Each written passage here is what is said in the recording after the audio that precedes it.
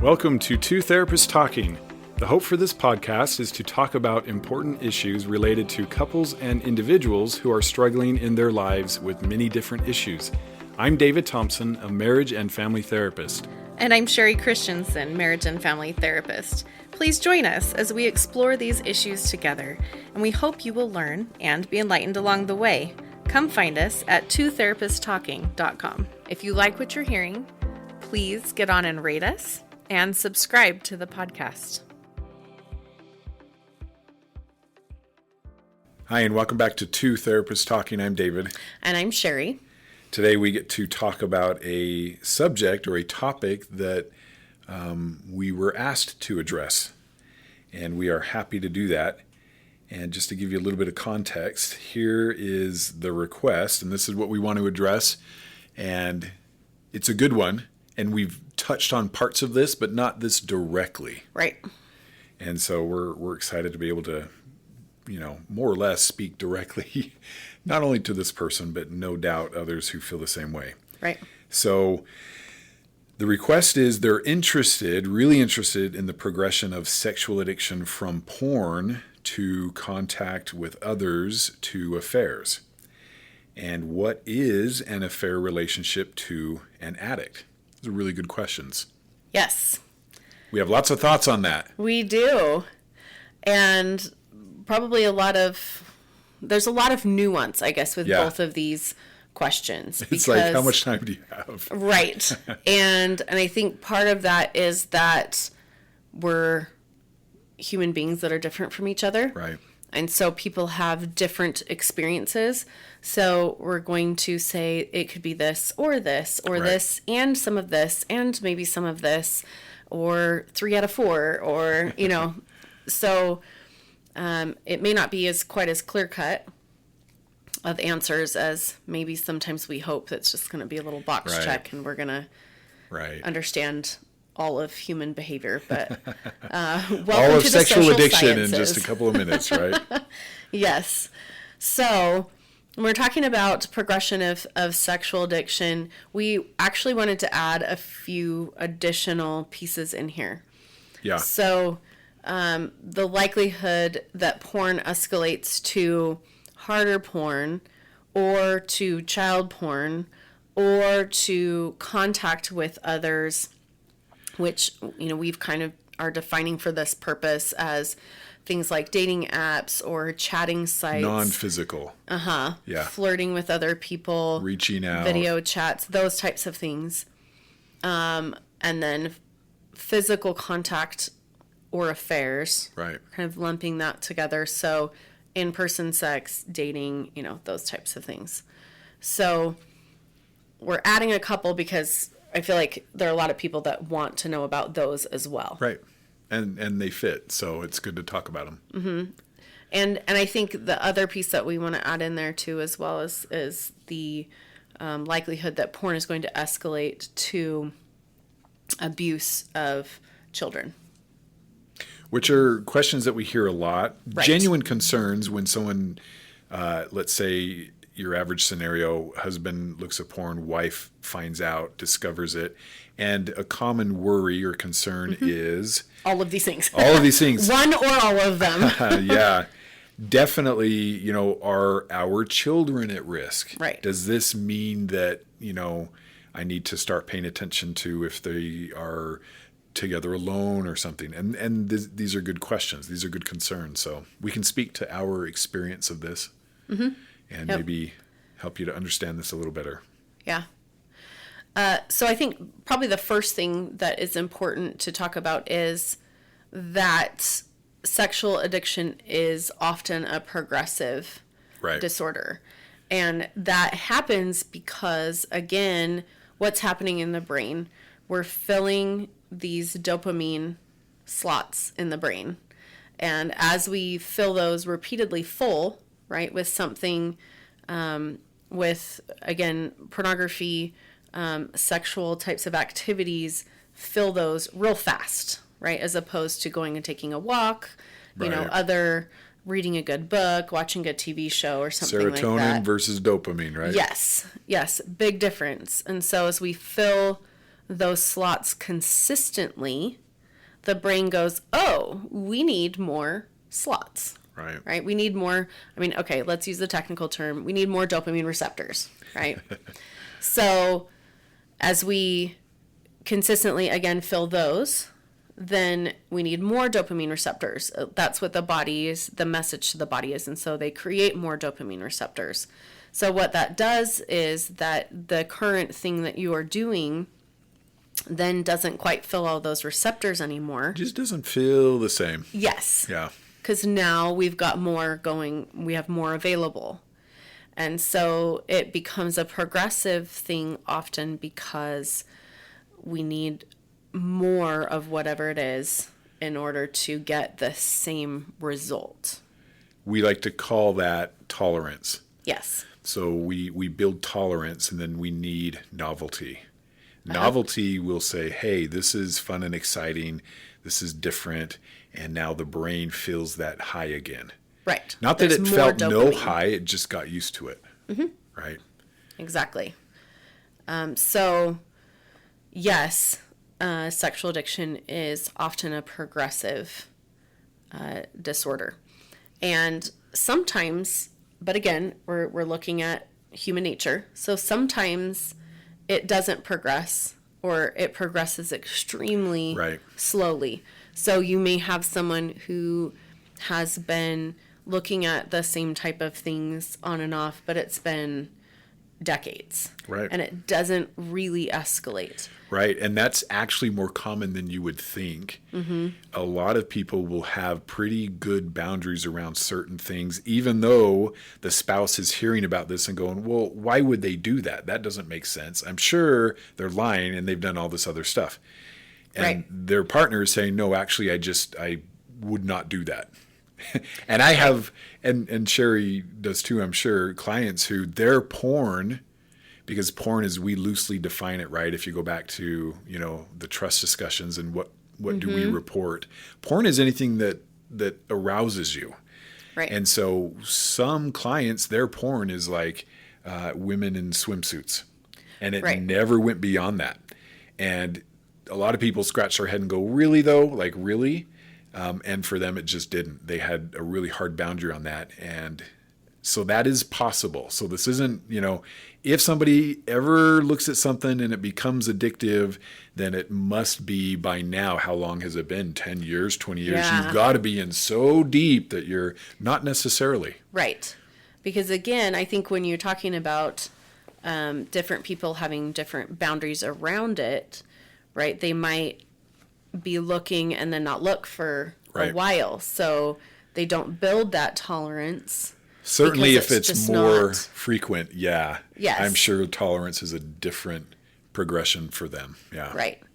And there may be other aspects around it that create, when they are viewing, enough of a novelty or enough of that they're not developing a tolerance. So Right.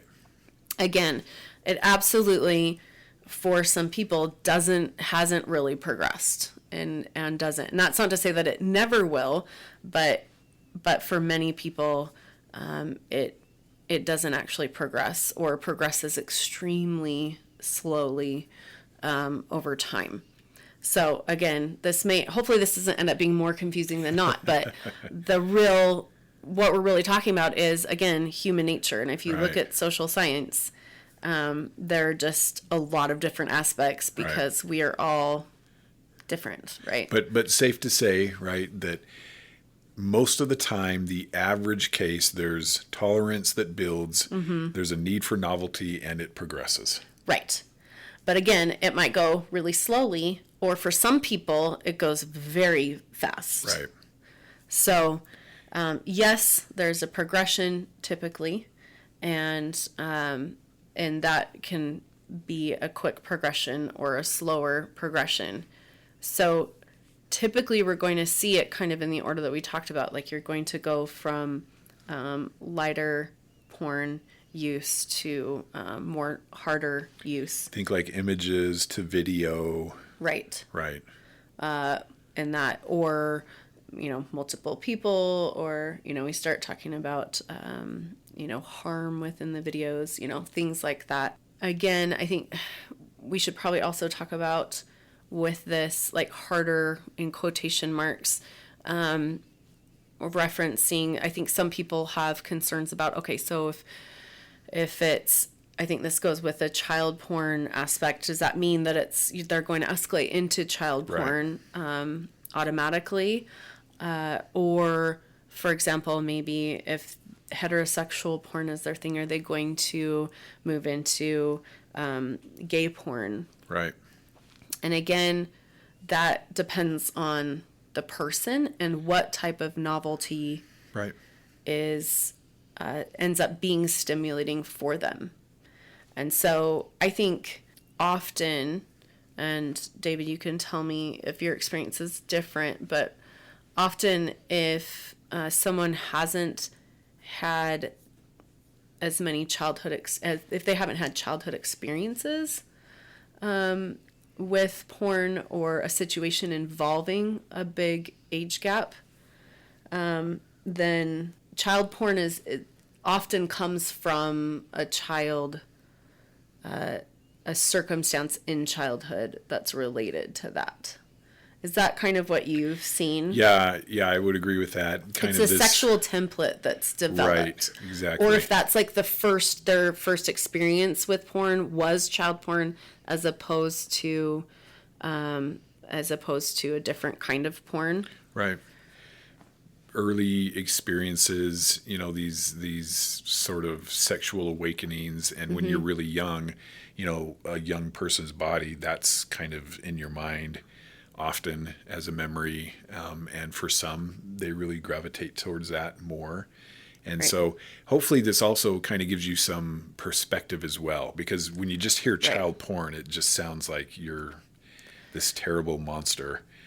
But you have to consider why it would be that, and what their history's like, and what they've been through. And then it starts to make more sense. Like Sherie always talks about, when you understand the story, people make sense. Not that isn't something that should absolutely be avoided. Right. It's not an excuse. Right. It's an explanation. Right.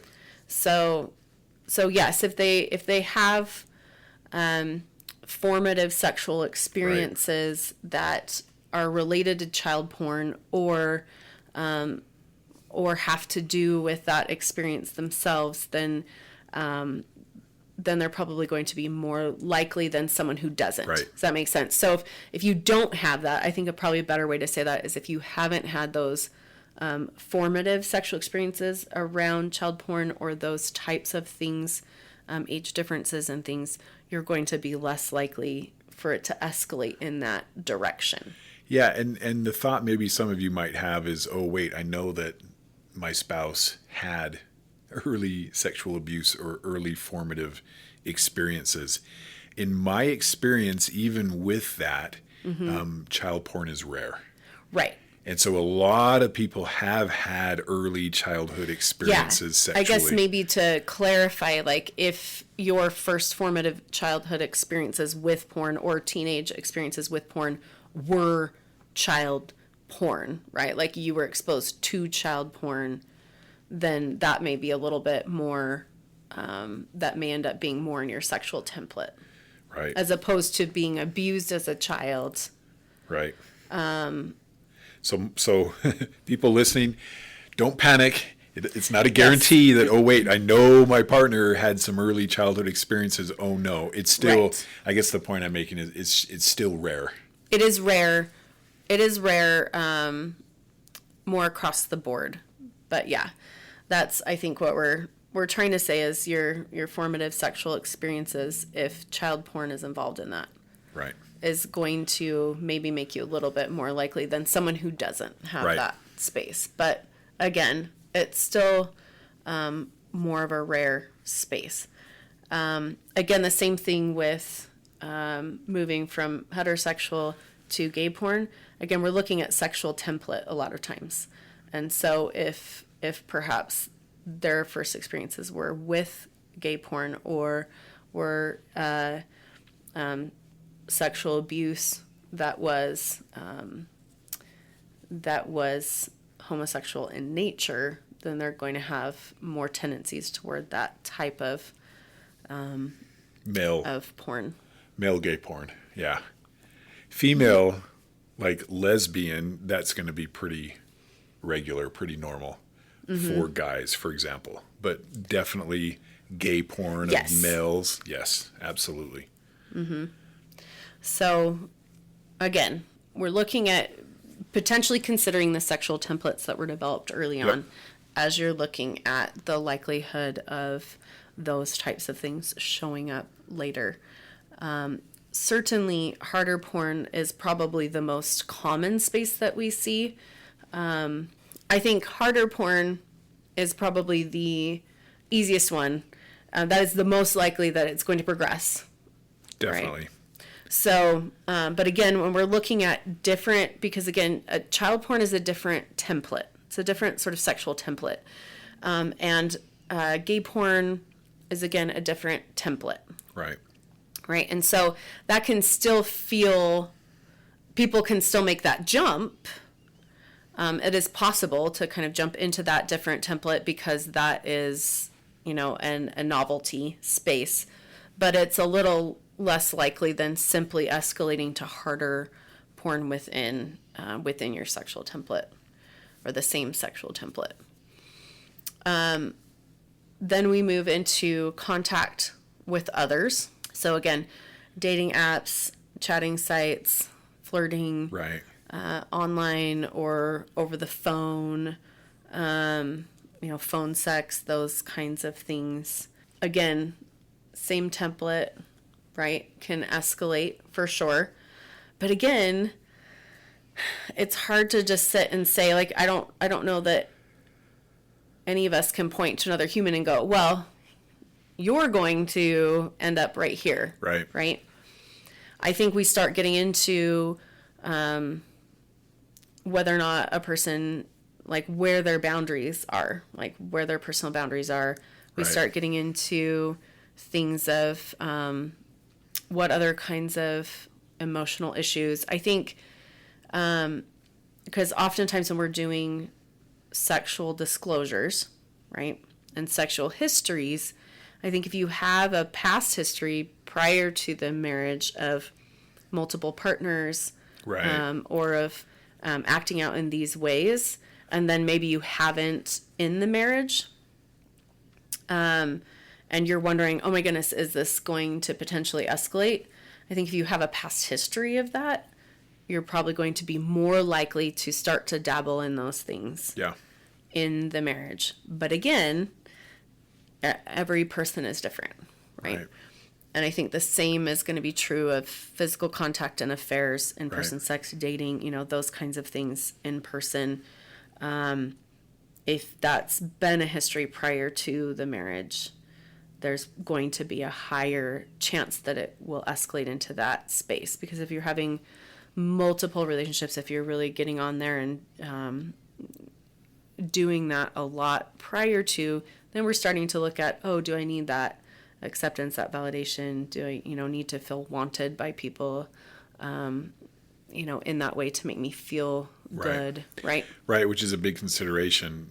When you start to involve other people, a lot of this is, relationship needs that they're seeking, need for, attention and validation. And we'll talk about that more with affairs. But in my experience, leaving this porn world and going now into a world of contact with others is very much about feeling rejected or lonely, liking the attention from another person, because you don't get that in porn. Porn may Right. be fun or arousing or exciting, but there's no relationship. There's no sense of validation or approval. And so now contact with others, we're starting to get into that more. Right. It's a little bit, and I think, again, it's upping the ante because there's potential in that space for rejection, which also then makes the reward higher, right? There's also potential. It's also more dangerous, right? Right. And so that's upping the ante a little bit. So I think ultimately what we're saying is this: here's the progression. And let's talk really quickly about actually abusing children right, or others. I don't know that I would even put this in a progression space, right? I don't think we go, okay, yeah, well, you looked at porn and so now Right. you're going to be abused. You're going to. It's fundamentally Yes. changed your character somehow. Yes. Right. I think oftentimes we see it almost, the correlation is almost the opposite. Like if you are someone that is willing to abuse children, then you're looking at porn probably. Right? Right. I don't know that the correlation is going to go the other way as Right. much. Right? Right. I think there's some fundamental other things going on that would lead to that space. Now, do people then that look at porn, are there some people that are doing that? For sure. And Right. you see how nuanced this all is, right? Mm-hmm. Because is this about power and control? What kind of person are we talking about? Are we talking Yes. about a narcissist? Are we talking about... So there's so much here. Mm-hmm. You know, are you driven to porn or relationships outside of your marriage, for example, for power and control reasons Right. or issues, or for something else? Right. And even power control and even narcissistic power and control can look different, right? Is it a space of being wanted by someone of the opposite sex and I have so much power and control that they just can't even help themselves? If type I of can- a feel. If it's a conquest, if I can get them to Right. do As something. opposed to like a force power and control, which might look a little bit more like, and then again, we're looking at sexual templates. And so is that a more of, are we looking at more rape porn? Are we looking at more child porn, and abuse types of situations? So Right. I think if you have that power and control concern, or if that's the issue, is it's a power and control thing, then you're still looking at templates. You're still looking at how that is showing up, that, they may not ever do abuse children, but they may be more likely to rape someone, right? So again, there's a ton of nuances and a ton of different pieces in that. So it may end up being more clear as mud than anything. In review, right? Yes. Does sexual addiction progress? Yes. Yeah. Does it always progress on the same Yes. pattern for everyone? Absolutely no. Absolutely not. No. And the reasons why are varied too. So, but hopefully as we were talking about this, you were seeing some familiarity with what maybe you know about the person or yourself. Or yourself. And you can kind of look at, okay, where am I at with some of these things? And this is really helpful too, I just want to say, because this helps you to work through what's underneath, right? And so as we talk about early childhood sexual experiences, formative experiences, right? Like Sherie Templates. called it, really important when we then want to work through it in like a therapeutic setting. Heal, and yes, all of those types of things. And so with that, I think we'll go ahead and wait to address what does an affair mean to an addict in our next episode. And make sure you listen, because again, we're going to talk about some of those patterns, some of the underneath things that are going on that can affect why addiction is happening, and progression issues. Yes. So join us next time for that. Yep. Thank you for listening to Two Therapists Talking. We look forward to sharing more conversations with you. Connect with us at twotherapisttalking.com or email podcast@twotherapisttalking.com. If you like what you're hearing, please get on and rate us and subscribe to the podcast.